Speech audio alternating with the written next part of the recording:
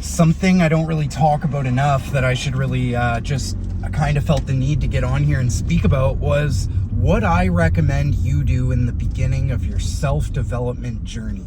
So when you decide that you're sick and tired of your own crap, when you get to this place, it's a humbling place to be, because you honestly start to think that, okay, maybe the stuff people have been telling me is actually right.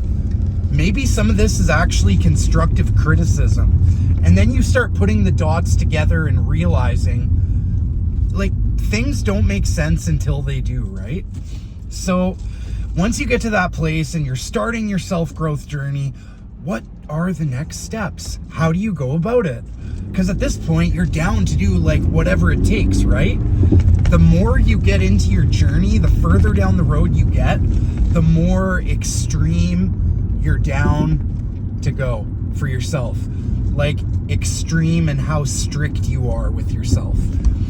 If you're at that place right now, you probably can understand what I'm saying. How being able to be strict with yourself could be a benefit.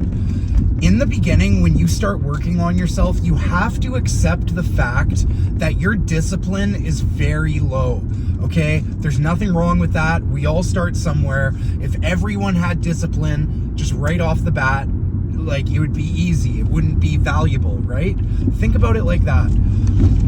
What I do, and what really helped me, I got a pass to the aquatic center. Hear me out. Not just for the pool. It's a place to take up your time. And it's a place to give you direction and foundation, especially in the beginning. You need something productive to do with your time. And what I found was going there, and even if I spent 3 or 4 hours, it would automatically make me feel productive. My brain wasn't telling me, oh, you know, you're a loser, you didn't do anything today, look at you, exactly what everyone expects, you know, that sort of stuff was less. My mind has this committee inside of it, and my whole life, it's told me I suck, basically. And when I do the things that I should be doing, those thoughts are not there. We all know what we should be doing, right? Most of us have a really strong sense of direction, and we have a strong sense of what's right and what's wrong. The problem is we let outside influences impact that, and we bend on what we know is right. We bend on our morals, we bend on our values, and that has consequences on ourselves. There's a consequence for everything, good and bad, ripple effect for everything. So you have to take that into consideration when you're making even the smallest of choices. You have to understand the ripple effect. What I recommend doing is like the weird little small stuff that you know will help, but you just think is crazy and other people think is crazy. It doesn't matter what other people think. I'm just using that as an example. For me, it was staying in the steam room for minimum 10 minutes. Because in the beginning, that's a tough thing to do. It's over 100 degrees. Nothing can survive in there. The only reason why we're able to sit in there is because of the moisture. So it's super interesting. It kills all bacteria. And I haven't like read any actual scientific studies, but every time I'm sick, I have a cold, you know, stuffed up nose, I just go to the steam room. You always leave feeling better, and you push yourself. I'm not leaving, staying for 10 minutes, you know, and you're responsible for how you should be pushing yourself. So after a while, 10 minutes is going to be like nothing. So push yourself, right? You get better and better, and that's where it's at. So do something like that to build your discipline. Sorry, there's just a little traffic. I'm just kind of focusing for a sec. Okay, so back to normal. The thing you have to do in the beginning, you have to push yourself to do the things you know is right, but your mind is telling you not to, trying to look for an excuse. So you want to structure your day.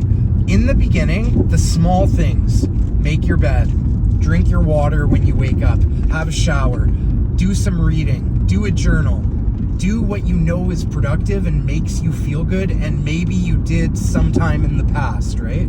Maybe there was a time you were also working on yourself indirectly.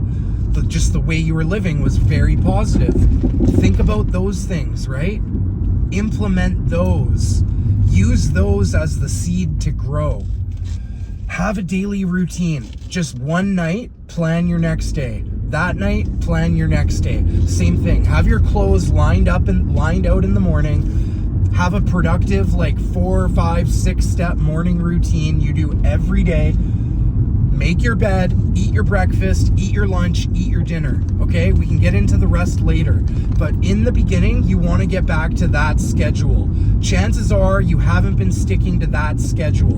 Next, very important, the same bedtime every night.